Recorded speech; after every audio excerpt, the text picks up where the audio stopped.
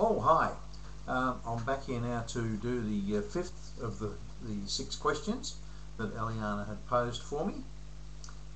And this one is, how have I found it settling back into Australia after the stint in global ministry with Rob and in Africa, the challenges, the solutions, balancing the various sources that I draw on for the ministry, and how's the family going, and what were some of the challenges and how I met them. The things dearest to my heart. So that's a summary of the question, a substantial one.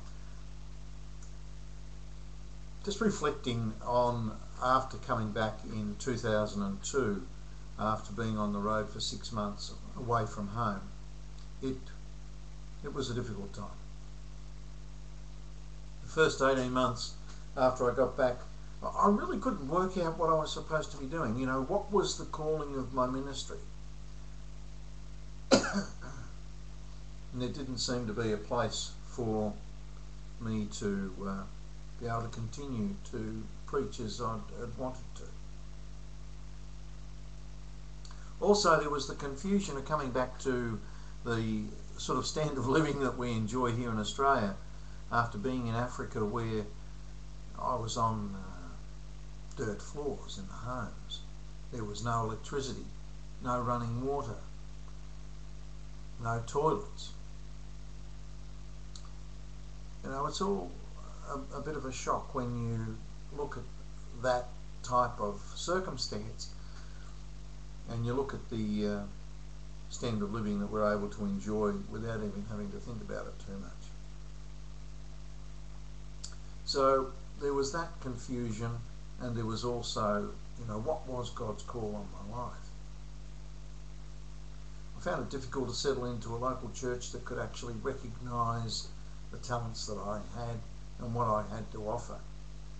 There didn't seem to want to be any recognition of the experiences that I'd had and what I could bring to the church. So I went part-time to a local seminary to do Bible studies and gain some accreditation, but I just found it a bit too difficult to fit into that stream of thinking. I did, however, do a Pentecostal training course called Cleansing Stream, and that was very useful, and I settled down after that and managed to fit into the local church. It must be about 7 or 8 years of really good period of nourishment from the church and being able to contribute in one way or another. And certainly I did the Cleansing Stream twice, once to actually learn, and second then to actually apply that in ministry.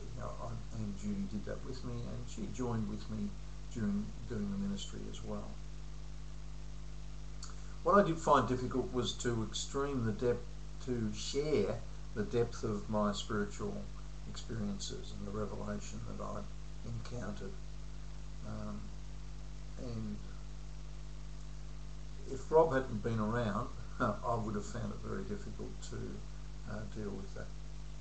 Judy had a hard time looking after things while I had been gone, and that placed a strain on our relationship, which is understandable.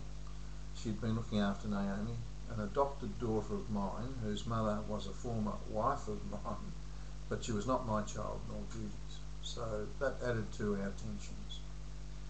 There was also a waif that was living with us, about who she was around the same age as Naomi, but quite difficult as well. And she'd come to stay with us for a couple of months, but finished up she was with us for over a year, and that was during the period I was away. So that made things even more difficult as well. So also some of the members of the church that we'd been attending weren't supportive of Rob's ministry, and raised the question in Judy's mind as to whether or not this was actually God's will, me being away for 6 months. Even though I was absolutely certain it was not her certainty at all. So while she recovered from that, it most probably put some stress on our future relationship with Rob. I'd spent most of my superannuation to cover my expenses and airfares, etc., although I was assisted greatly by some donations from various groups, which I was very appreciative of. However, the financial resources were very thin on the ground when I returned, and there was pressure to start generating an income as quickly as I could. So I finished up going back to doing some mortgage broking and generating an income from that source. My family relationship was a bit all over the place. I had a son and a grandson who wouldn't talk to me, and I had four daughters, all with different issues as they were going through their teenage and later years. And up until 2 years ago, I'd had a good relationship with my local church, where when I started to find that I had outgrown the teachings that they were presenting. I mean, initially I was finding, like, every Sunday as if the preacher was preaching to me. I don't know what the rest of the people were there for, but it was that message that he delivered was for me. And I really got some nourishment and insight and growth and development from that. But then it all started to go a bit skew with, and I found it just didn't seem to be feeding me anymore. I was naturally very happy when Rob started up a study group and some weekend training sessions, which I was able to attend and support and assist from time to time. I really enjoyed the richness that they provided. I continued study on and off with Bible and with other sources, and worked in reconciling them to my own satisfaction and making them work for me. Obviously, Rob was a great help there. Today I'm back talking with my son and have a good relationship with my daughters, and life has moved on with myself and Judy. We both have a relationship that still needs to be worked at to keep it going. But overall, I've put the direct ministry side a little bit on the back burner, but I have been able to do a few other things, which I'll answer in the next question, that have given me some satisfaction. So, being a minister is not always an easy life. Being a missionary is not an easy life. But if you really want to experience the presence of God in your life, I thoroughly recommend having a go at it. Thank you. And I'll be back shortly with the answer to the sixth question.